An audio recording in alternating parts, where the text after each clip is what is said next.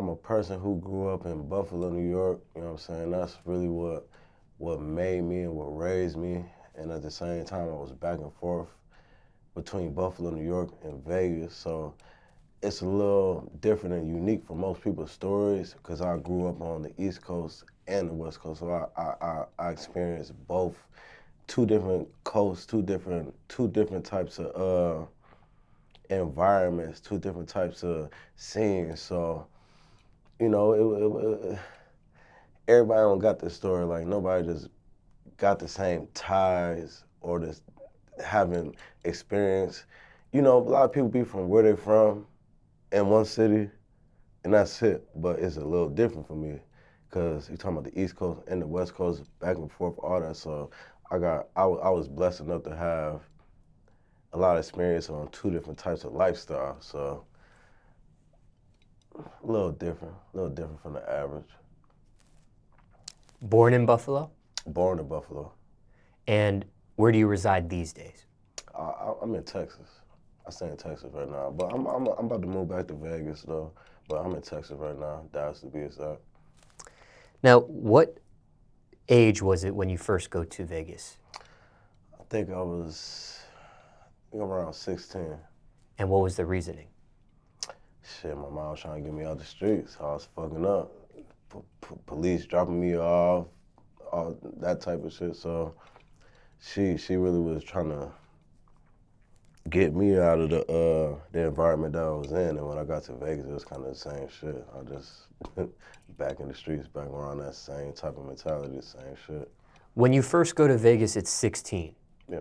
But how often after that were you going back and forth between Buffalo and Vegas? Actually, before I went back to Buffalo, I think it was like a good 4, maybe 5 years. So I was in Vegas, like grounded. So before I even really went back to Buffalo, it's like a good 4 to 5 years. So I already was out there for a good portion of time. And the reason actually I went back to Buffalo and lived there was my brother had went to jail or whatever, and his baby mom, you know, she had my nephew, you know, whatever. So while he in jail, she going to work and shit. So I did the right thing. Like, you know what, I'm gonna come there, I'm gonna watch my nephew, do the right thing.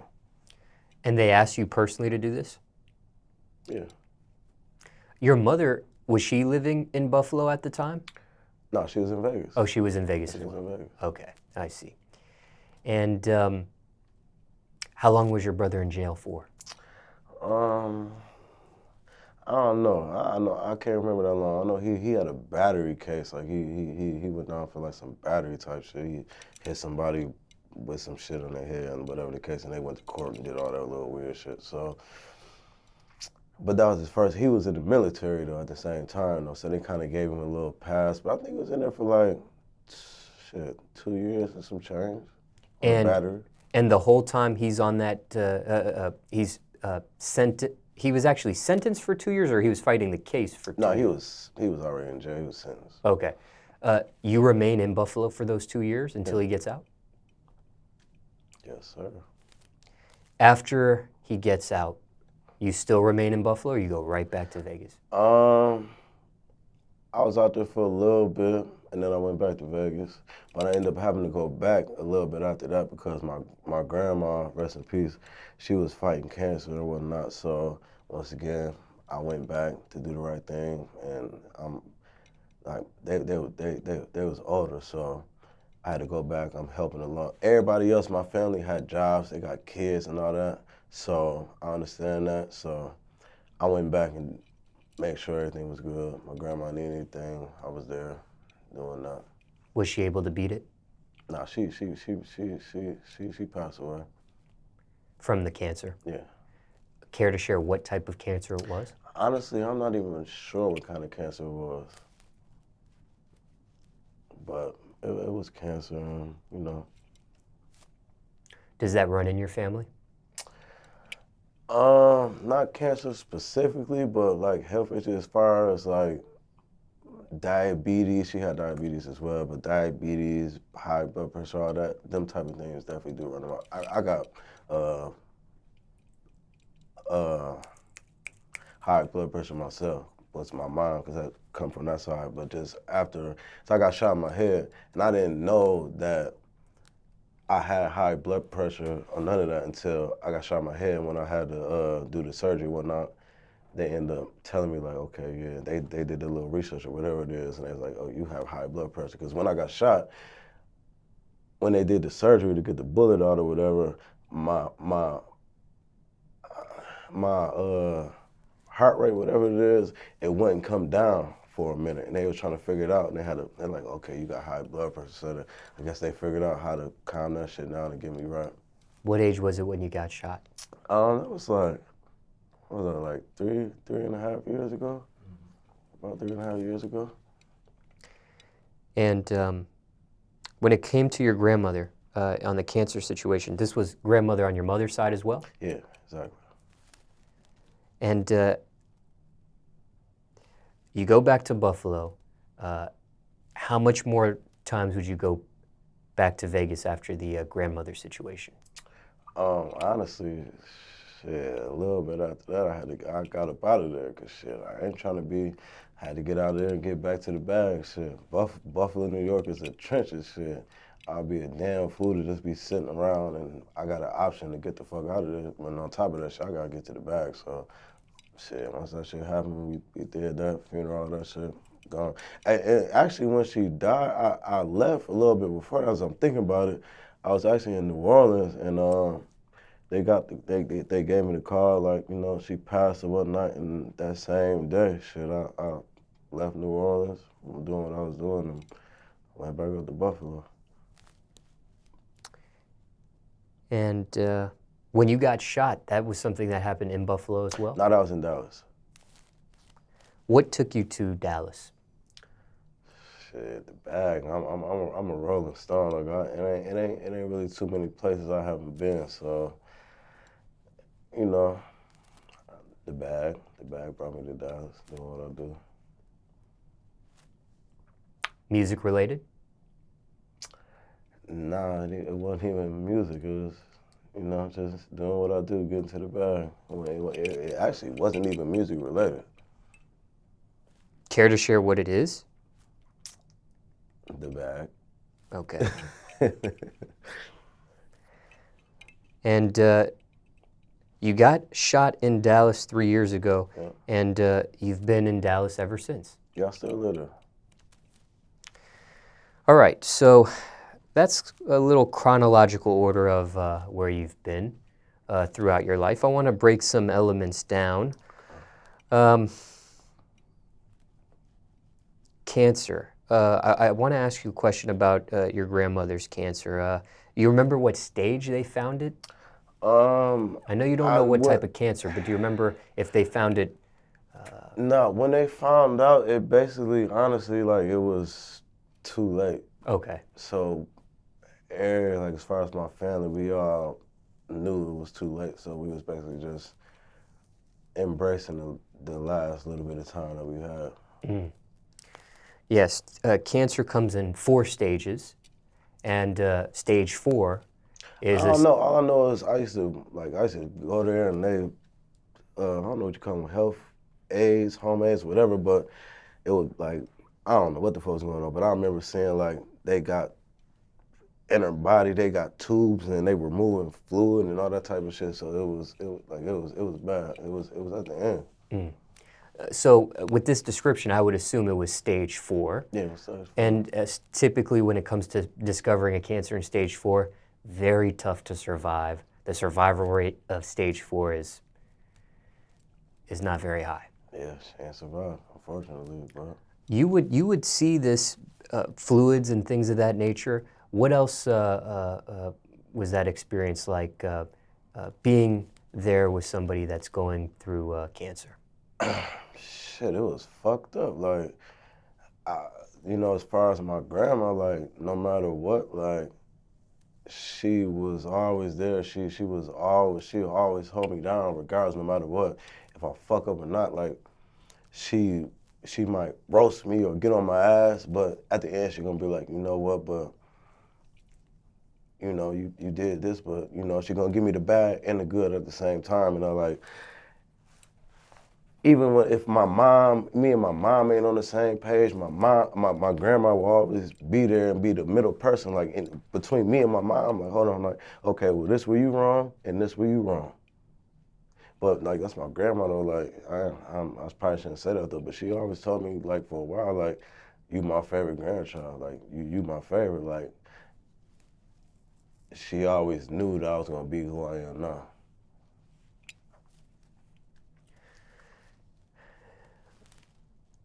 What was the hardest thing to deal with somebody fighting cancer?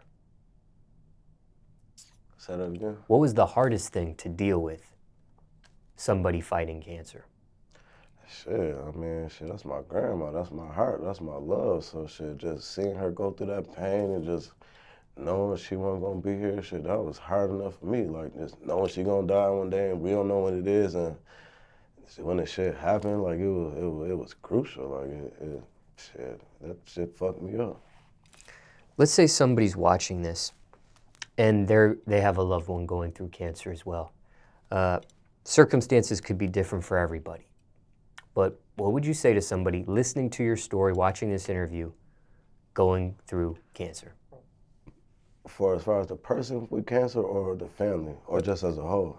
Somebody, they have a family member fighting cancer. Okay. What do you say to that person watching this that is there with their family member fighting cancer? Embrace it and spend as much time as you can with your peoples, because when it comes to that, you don't never know when the day gonna come before it's over. So get that quality time, man. Spend it in. That love, get that love. And at the same time, like, you know, it fuck you up at first, but when it's like that, for some shit like that, like, it took me a while to be like this, but you gotta understand, like, yeah, somebody might have passed away, but you don't want to see nobody going through that type of pain, dealing with that struggle like that. So at the same time, in your mind, you gotta be like, you know what? And it took me a little second for that, but you gotta be like, you know what? They have peace, and I don't want to see them going through that shit, struggling like that. You gotta embrace it and accept it for what it is. Was that the most impactful death in your life you've experienced so far? Definitely. But just beside that and my brother. Your brother passed away. Yeah, he committed suicide. And it's crazy because he, I guess when he decided he was done, shit, he ran in the pawn shop in Buffalo, New York on Broadway, across from the library, and he actually went in there. I guess I don't know what he did, but they was familiar with him, and I don't know if he pawned jewelry or whatever the fuck it was, but he went in there and he asked him, he was looking around, he was like, I guess he seen a shotgun. I know what he had. He asked him to see the shotgun. They knew him. They, gave it to him. It's nothing. And shit, he got that shotgun and he put the motherfucking shells in that motherfucker and he backed out on the ass and he held the whole fucking pawn shop down. And did a whole 8-hour standoff. And shit, at the end, shit, I guess he feel like he didn't want to go to jail or he didn't want to get shot by 12 or whatever the fuck it was. And shit, he took his own life, shit. This was the same brother that you went to Buffalo for to... Exactly. How'd you find out about this? Shit, my mom called me. Actually, you know what's crazy about that? Before my mom called me, I was with some people, a couple females, and no, my mom did call me first. She told me, and I was with some females, and that's on the phone, and he was talking about it, and I remember the girl was like, she told the phone, like, damn, somebody holding up a pawn shop, they got people hostage, some crazy motherfucker, and I looked at her like, that's my motherfucking brother. So, like, that's how I found my mom called me. Then right after that, less than 5 minutes, people who I was with was talking about it, so that's how that went. How long ago was it of him passing away after you had already... That was like probably 1.5 years, 2 years after my grandma died. But how long ago was it after you go to Buffalo to watch over your nephew and him do this 2 years? Oh no, that was some years before that. Okay. Like like maybe 4 years or something like that. That was a little while before that. Was there any signs that he might commit suicide? Looking back, hindsight 2020? Honestly, no. But one thing too, at the same time, my brother, he was an alcoholic. He, you know, that was his thing. So, shit, the alcohol starting like people don't understand. Like, when no matter what it is, whatever your vice is, or whatever you do it on a daily. Whether it's crack or speed or alcohol, whatever it is. People might look at alcohol like that's not a drug and it don't fuck you up like that. But after a while, that shit take a toll on your brain. He was in the military, so just that alcohol is a drug, man. And I drink myself. I ain't perfect. I ain't saying it like that. But when he would, it's a difference when a person wake up and the first thing they're doing is going to get alcohol. As soon as he wake up, that's how it was with him. He'll wake up, he stay right down, he stayed on water, he'll walk, 4 or 5 houses, the corner store right there. He's starting his day off with beers. As the day progresses, now we drinking Henny and all that time. And I've done it with him. So, but I never seen like a sign that he would do no shit like that. Nah, hell no. There was no note left behind or no reasoning left behind why he might have done this? Nah, my brother had a hard life just like me, and man, that shit just took a toll on him. Shit, his dad died, and before that, they didn't have a good relationship. And I remember him saying shit like, afterwards, after his dad died, we got different dads or whatever the case may be. But I remember him saying shit like, I wish I would have made right with my dad. You know that shit hit when it hit, but he like, I wish I would have got right with my dad. Like, you know, he was fucked up behind that. And I don't know if that's the reason. I don't think that. Maybe that, and he also had a niece, a daughter, which is my other niece, and she was born, she had cerebral palsy, and she died I think she was, 9 months old? And I honestly, now that you asking me, I think that might be the reason. I could be wrong, I'm just assuming, but shit, one of his kids died from cerebral palsy, my niece, and that shit fucked him up. That fucked anybody up. That shit fucked me up. I never even got the chance to meet my niece because I move around, I be on the road, so I think that definitely was probably a heavy part on that, on top of my grandma, just everybody dying, everything as a whole, weighing in, just life, I think shit, he just felt like he was done. He quit. Tapped out. And obviously he left behind your nephew. Oh yeah, I got a nephew and 2 nieces. Them all his kids. Oh, okay, so he's had multiple children. Yeah, he had 4. One of them passed away. Two girls and a son. They're my babies. I'll make sure they good. That's what I was gonna ask you next. Oh yeah, I'll make sure they good. Dorian, Kiara, and Maya badass. If you're looking at this, calm your ass down. But nah, I make sure they good though. They know they love me. I'm uncle, like, and they know what's up. They good. They call me anytime, whatever they need. They want this, not the third. They got it. Just like everybody who I fuck with. You call me, I got it. You need it, you got it. Sound like a nice guy. Pretty much. From when it's time for me to be nice. Time for me to be mean, I get mean. When it came to the death of your brother, when it came to the death of your grandmother, how did you cope after each of their passings? Shit, honestly, I'm still coping to this day. It'll be certain things that I go through in life where I'll go to Buffalo or whatever the case may be, and I pull up on my granddad and I walk in the house and it's like, damn,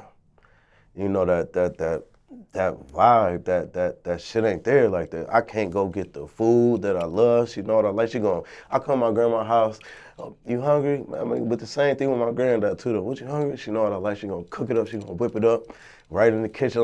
Just the vibe, just going over, just going to the house and walking in and seeing her. She gonna hug me. How you doing?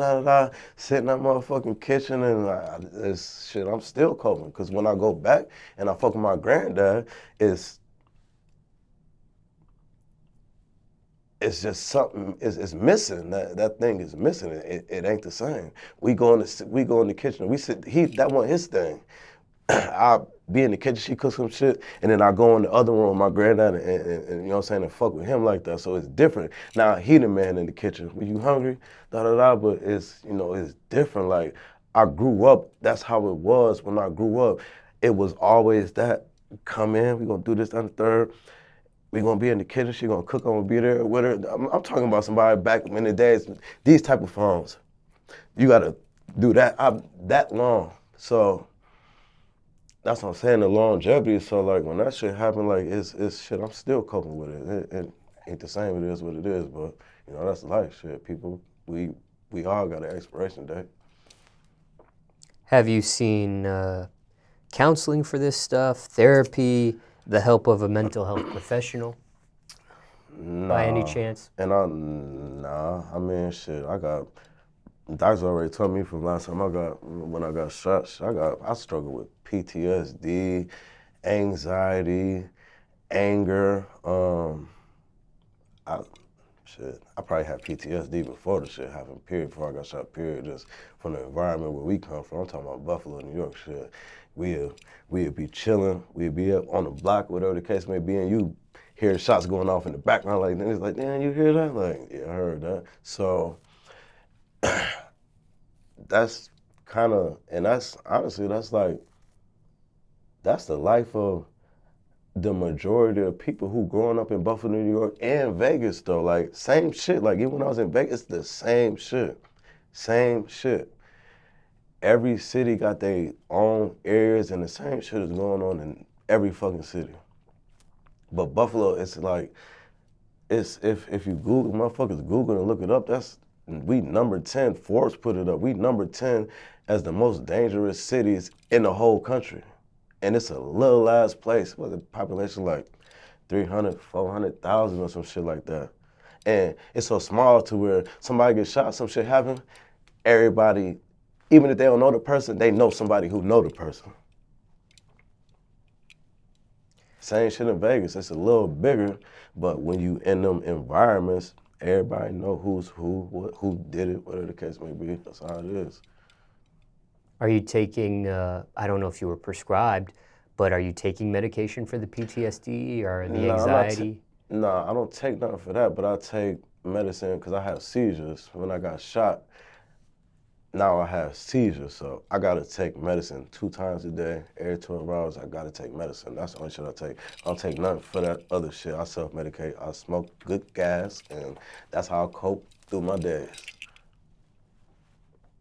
Feel like you need counseling? Feel like you need therapy? Or honestly, I mean, shit, I feel like we all we all need to talk to somebody at the end of the day. Like, when you keep that shit all bottled up and you don't talk to nobody, and we humans, though.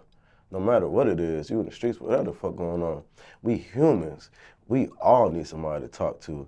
And that shit probably would help, but no, I don't do it. And it might be cliche, contradicting to be like, we all need help, but I don't do it. But, I mean, it is what it is. I don't do it. I smoke good gas, and that's how I keep myself grounded and keep going. marijuana? Top grade marijuana. Now, someone going through the death of a loved one, anything you would say to somebody watching this? And circumstances could be different for everybody, of course, but is there anything you would say to somebody watching this that just experienced the death of a loved one? One thing I can say is, like, God is real, and when God called, I mean, that's God's call. It is what it is, but, like, I had and that's something back to my brothers, I had a real spiritual situation. Like, after that, it's another time when I was in jail too. This when I was out there with the shit, whatever the case, in Texas. I had and this is a weird story. I had a dream one night, because when my brother passed, we weren't on good terms. Like, I love him, we wasn't no shit like that, but we weren't on good terms. And I mean, it was like the alcohol fucked him so much. Like, my brother was trying to kill me though, right? And he would tell me all the time, like, nigga dedicated a song to me. I don't know what Fab song that was. And that nigga said, like, it hurts when you gotta kill somebody you love. So when I go to Buffalo, this is the shit that I gotta be worried about, my own family. But he was fucked up in the head. Like, I don't judge him. I don't hold, like, it is what it is. I understand afterwards, like, it wasn't no weird shit. Like, he was going through what he was going through. He was fucked up in the head. But I had a dream when I was in jail, one of my little jail trips. I had a dream, and my brother kind of cleared it up with me. It was weird. We was in Buffalo. We was at a train station. And I was getting off the train or some shit. I don't even ride a train since I was a kid, but that's how weird it was. I got off the train, and I was going up through the train station, and I seen my brother, and we just hugged, and he said, "I'm sorry, I love you." Now, I had that dream. I wake up, and I'm in jail. I'm just checking in. Call my mom. She had a motherfucking, she told me before I even told her, though, this how deep it is.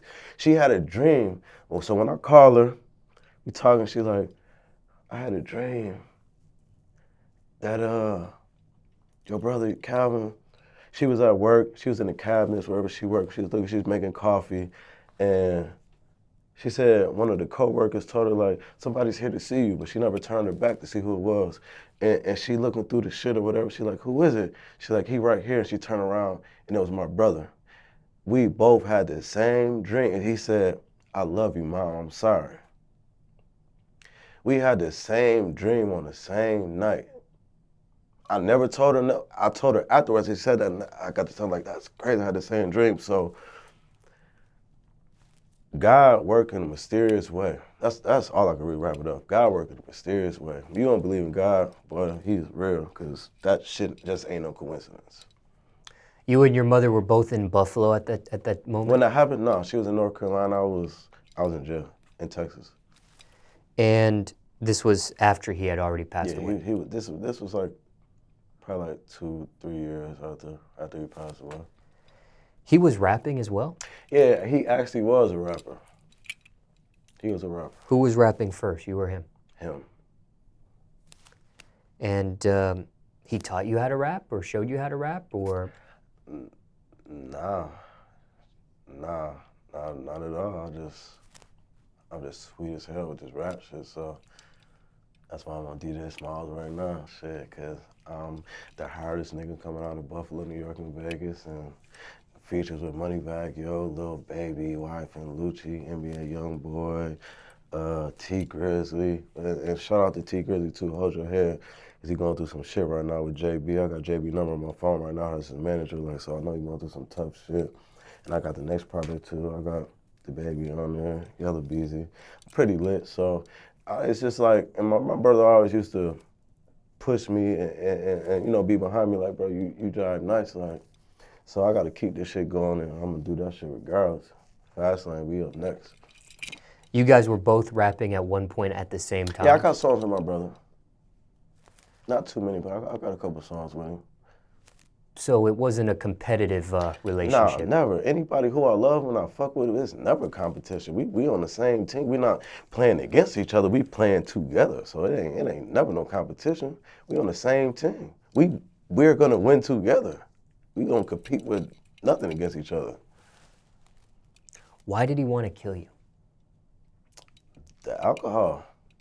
Alcohol got the best of his brain. Like, we have fallouts, nothing major, like, not even no shit like that. Like, before I went to Vegas, like I say, he was in the military, so I stayed with him for like a good year on a base, military base and shit, and I did some shit or whatever on the base, got in trouble and shit, and he had to come get me out. Luckily that shit, I don't know how that shit would've went with the military and all that shit fucking up, but shit.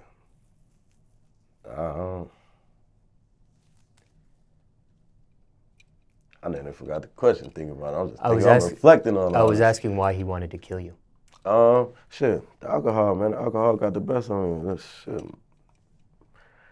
The alcohol, bro. He used to always say he felt like, I don't know, cause he maybe be careful too. He know how I move or what type of time or whatever the fuck, but he felt like it'd be best if he get me, because it's what he's thinking, and it wasn't never nothing like that. A fallout, whatever the case may be, it was never like that, but maybe he felt like, shit, I gotta get him before I get me, but it wasn't even that type of time, but he was so fucked up in the head, that's just what he thought it was. I mean, and at the same time, he's smart, but we wasn't on that, but if it was that, that was a smart move, but I love my brother to death. It was never that type of time, but the alcohol had him gone. I honestly think, man, I think he smoked with somebody, bro, and they laced him with some shit, bro, because bro just changed. He wasn't never the same. So I think he smoked some shit with somebody, and that shit fucked his head up. With the alcohol, too. Your mother knew about this? What the, that he wanted to kill you? Hell, he used to talk crazy to my mom, too. So that's why, after a point in time, it started to get crazy, because at the same time, you ain't about to, you got to control yourself, like, shit, control your liquor or just calm yourself down. Like, you're not going to disrespect my moms and the family. Like, that shit get deep. Like, it's been situations with the family, like my granddad, like, all types of shit done happened with my aunt, like, all types of shit, like, physical shit. So it's like,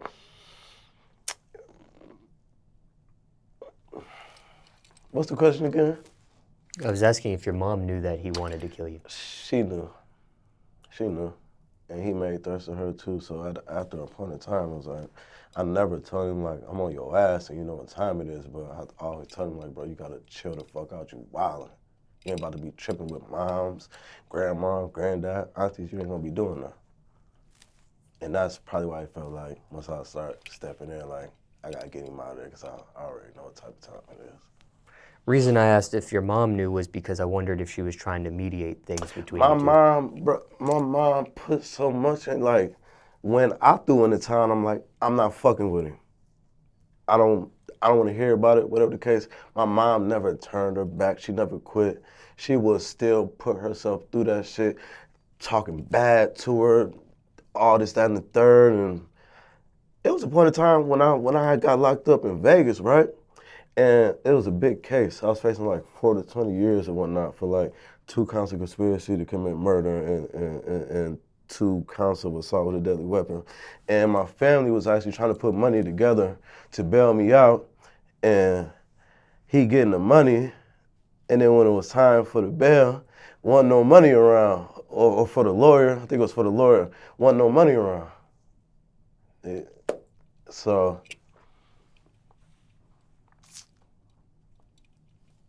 the life of somebody from Buffalo, New York.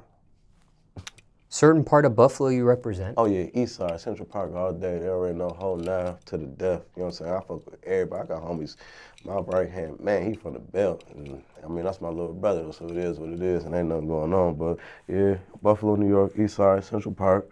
I got gang ties though, so I fuck with a lot of people. Shout out my niggas from French, Box, Glenwood, the whole park, of course. Some niggas from down the way. I don't want to leave nobody out.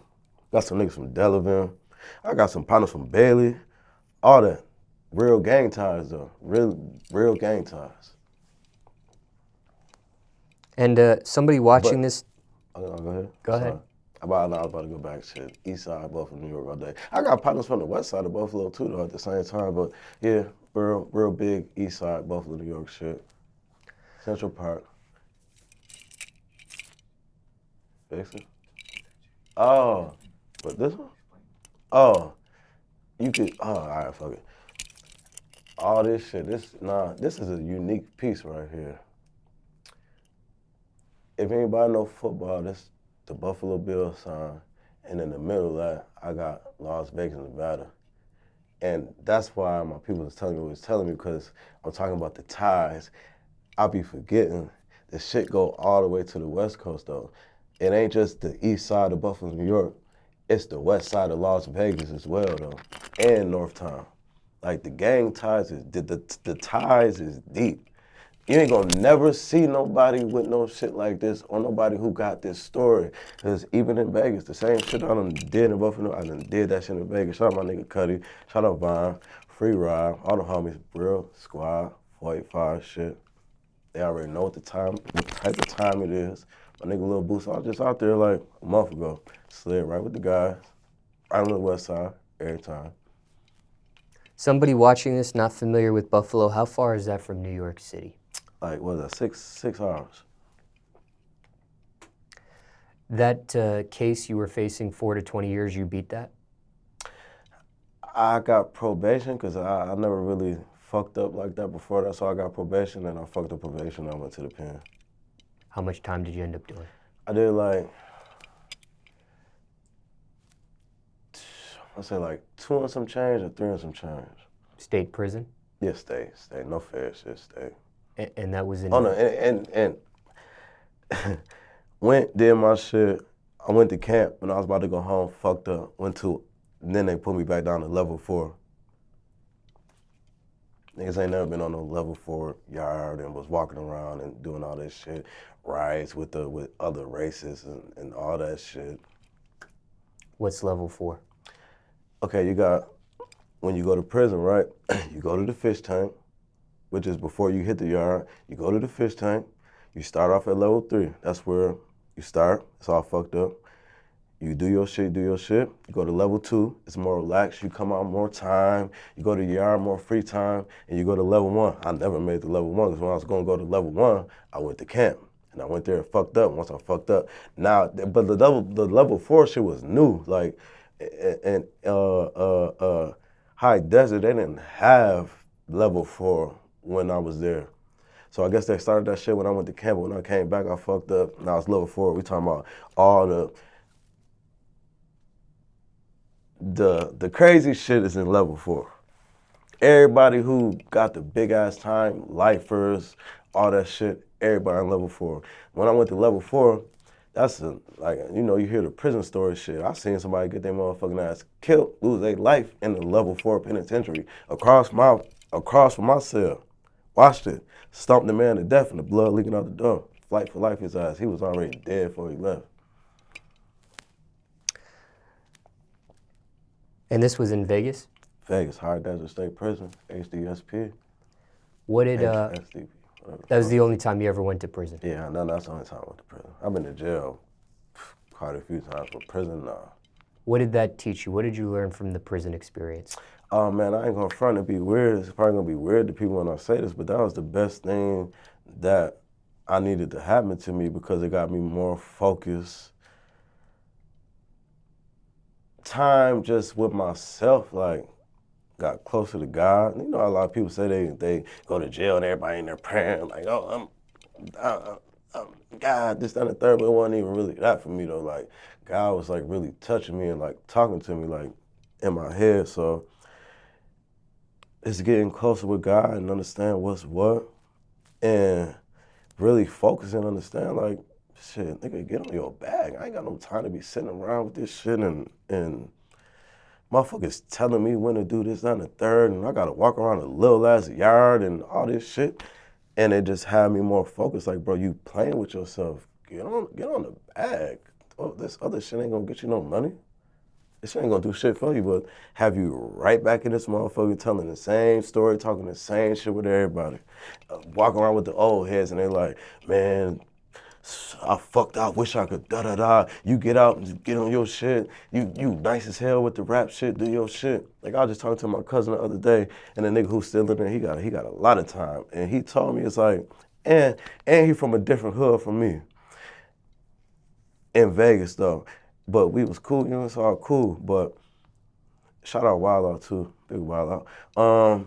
And he told me like, bro, I'm so proud, bro, cause you really got out and you said you was gonna do this and you really did that, bro. I love that, I'm proud. And that's a nigga from Gerson. If you're from Vegas, you know what time it is. I'm from 6-0. Gerson, them automatic ops, that's how it is out there. And this a nigga who the op telling me like, bro, I'm glad, nigga, you said you was gonna do that shit. You did that shit, nigga, I'm proud of you. Shout out Big Wild Out too. With your brother and his alcoholism, did you and your family try to do an intervention on his addiction there?